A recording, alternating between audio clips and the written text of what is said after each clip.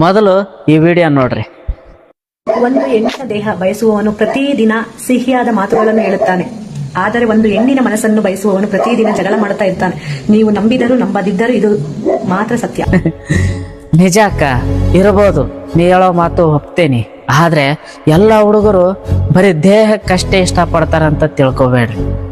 ಪ್ರತಿಯೊಬ್ಬ ಹುಡುಗನ ಮನಸ್ಸಲ್ಲೂ ಅವಳಿಗೋಸ್ಕರ ಒಂದು ಗುಡಿನ ಕಟ್ಟಿರ್ತಾರೆ, ಒಂದು ಗೂಡನ್ನ ಕಟ್ಟಿರ್ತಾರೆ. ಊರಿಗೆ 10 ಜನನ ನಾನ್ ತೋರಿಸ್ತೀನಿ. ಪ್ರೀತಿಯಿಂದ ನಿರಾಸೆಗೊಂಡು ದೇವದಾಸ ಆಗಿ ಅಲಿತಾ ಇರೋದನ್ನ ಊರಿಗೆ 10 ಜನನ ತೋರಿಸ್ತೀನಿ. ನಿಯತ್ತಾಗಿ ಅವಳೇ ಬೇಕು, ಅವಳು ಸಿಗೋವರೆಗೂ ನಾನು ಹೀಗೇ ಇರ್ತೀನಿ ಅನ್ನೋರು ಊರಿಗೆ 10 ಜನ ಸಿಗ್ತಾರೆ. ಊರಿಗೆ ಒಬ್ಬಕಿನಾದ್ರೂ ತೋರಿಸ್ರಿ ನೀವು.